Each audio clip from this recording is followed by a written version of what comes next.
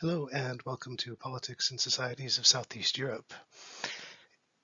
Our topic for this week is Yugoslavia and Yugoslavism, the idea of the unity of South Slav peoples, or of some of the South Slav peoples, as one culture in one society in one state. And there are a lot of dimensions that we need to talk about here. There are historical dimensions and there are political dimensions. I want to begin by talking about the context in which states in Southeast Europe emerge. Um, so the creation of states in the region is a long process that takes place over the 19th and the 20th centuries. The thing that is probably important to keep in mind is that up until this period, the region that we're concerned with, Southeast Europe, was a border region. It was on the border between two of the large empires that had territories in Europe. Those were the Austro-Hungarian Empire and the Ottoman Empire. The first movement for establishment of national states in the region begins with the slow dissolution of the Ottoman Empire and its loss of territories over the course of the 19th century. So if we take a look at this map, the Ottoman Empire has its center in what is now the Republic of Turkey, with its capital in Istanbul.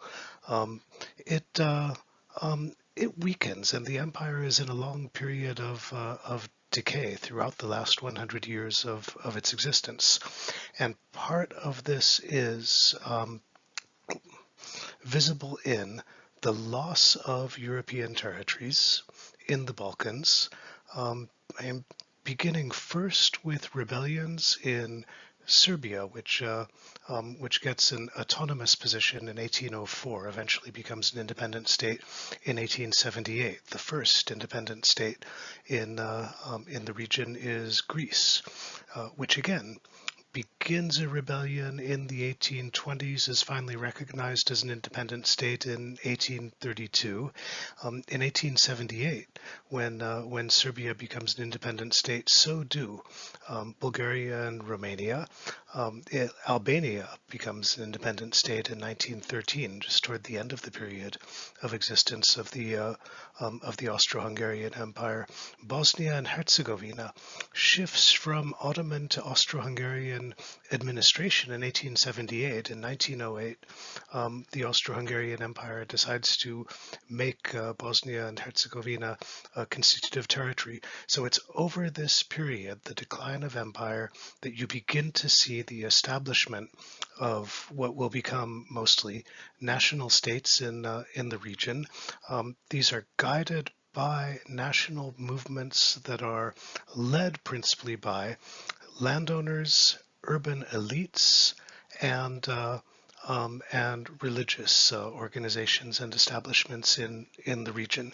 So a basis is formed over the 19th century for the creation of states. But the really big moment comes in the First World War and afterward, because it's as a result of the First World War that both of the empires that had a determinative role in the life of the region for the previous several hundred years were dissolved. When the Austro-Hungarian Empire dissolves at the end of the First World War, its territory is divided and several states are established, including the states that mostly form the states of Southeast Europe, the region that we are interested in. These states were formed on the basis of the principle that the time of empires in Europe had passed, on the principle of the self-determination of peoples, but this principle was applied in an inconsistent way, and the inconsistency derives from different definitions of what constitutes a nation, what constitutes a people. Some groups were included, some groups were excluded. So the establishment of national states was meant to contribute to stability stability in the region, but also had unintended effects of creating tensions between populations that were recognized as constitutive national populations and populations that were not, that had the status of minority populations. So there was the unintended effect, this resolution that was intended to increase stability and decrease tension, had the consequence of undermining stability and of increasing tension. Let's try to go into those points in a little bit more detail. So the main changes that happened at the end of the First World War in 1918. The first we have already emphasized, and that is that the empires that had been in power in the region ceased to exist, and new states were created on the territory of these empires. This was done in the context of an overarching peace agreement, the Paris Peace Conference.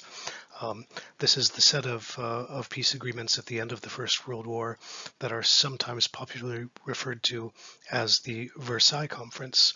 And this peace settlement was an exercise of victor's justice. It was states that had won the war and representatives of groups that had won the war that were represented at the conference, and states that had been defeated were not represented. And the result of this was that territory was distributed and states were established according to the principle of winners and losers. Who were the winners? Well, Romania increased its territory and its power in the region. Yugoslavia was created, but Yugoslavia was created in a way so that its center of power was in what had been, before the war, the Kingdom of Serbia. The position of head of state was occupied by the royal family of Serbia. So Serbia gained territories that became a part of the Republic of Serbia, like Vojvodina, and it gained territories over which the political power exercised from Belgrade had previously not been exercised, including Slovenia, Croatia, Bosnia and Herzegovina. Greece gained territory from the defeat of the Ottoman Empire. Bulgaria came out as a loser in the war. It was required to pay reparations and lost territories.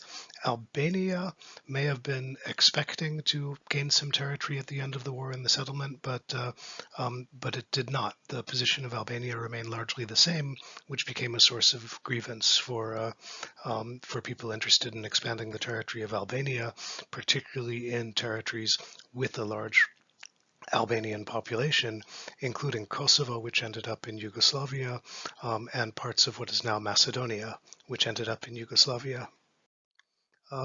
What did the Paris Peace Conference determine?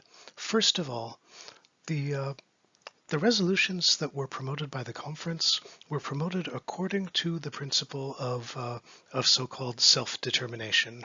That is, there was a declaration that the time of empires was over, that national groups would be encouraged to form states, but what may be important here is that it's national groups that form states and not citizens. The states that were formed were national states, and none of these territories on which states were formed were nationally homogeneous. So we talk about self-determination, and it sounds like a wonderful principle, meaning that people decide their own fates. But what's important to keep in mind here is that it's not people who are deciding their own fates, but so-called nations, right? Not citizens. And some groups were defined as nations, whereas other groups were not. And one of the things that this meant is that in territories where there was conflict over political control, where there was conflict over the ability of ethnic or national groups to exercise political control, rather than resolving issues, the creation of national states had the effect of intensifying them. In fact, the creation of national states meant that in states where the titular control of the state was in the hands of a so-called nation, there were large populations of so-called minorities. About 25 million people became members of minority populations in new national states. And one of the things that was attempted was to provide guarantees for the rights of minorities with treaties. But I think another thing that is established here is something that you can recognize as a pattern, and you can still recognize it in contemporary states, and that is political consequences of transfer of control of power from one ethnic group to another, demands on that are placed toward majority groups to be tolerant of minorities, demands that are placed on minority groups to be loyal to the state. Part of this is resolved by minority rights agreements that guarantee certain kinds of rights to members of minority groups, including citizenship rights, cultural rights, guarantees against discrimination.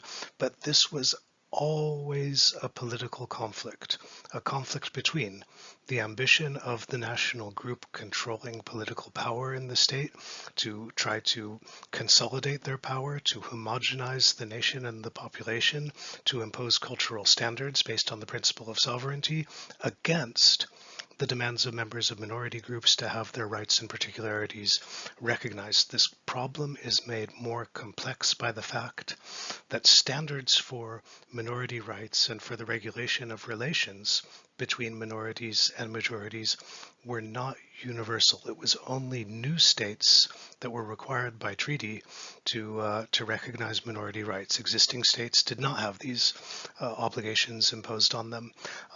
One of the consequences of this is that the period after the First World War, in which a new order was established that is meant to be stable and peaceful, was in fact very unstable. Conflicts over minority rights were constant. They sometimes became violent. The question of minority rights became a security issue, and the response to the security issue on the part of governments that were established according to the principle of national self-determination was to regard minorities as a problem that had to be solved. That meant that political space in these newly formed nations became increasingly nationalized with the promotion of nationalist ideology, with the promotion of projects for the establishment of national homogeneity.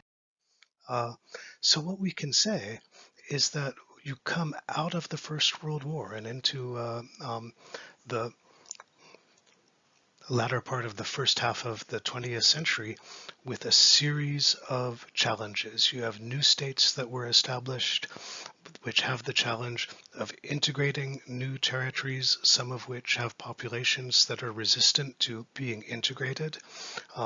This leads to political instability. In most cases, the response to political instability was increasing authoritarianism rather than accommodation, and much of this happened in states where there was not an established democratic tradition.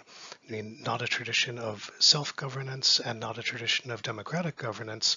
So there is a tendency to rely on security forces and forces of repression.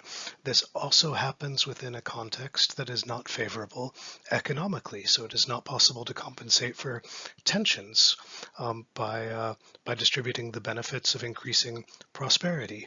As a result of the First World War, this was an enormously destructive war, and economic activity had declined. The ability to reestablish economic activity was diminished because of the destruction of infrastructure and trade routes. There were further demands, particularly in places where feudal states, like in the Ottoman Empire, had gone out of power, on the part of especially the rural population for redistribution of land.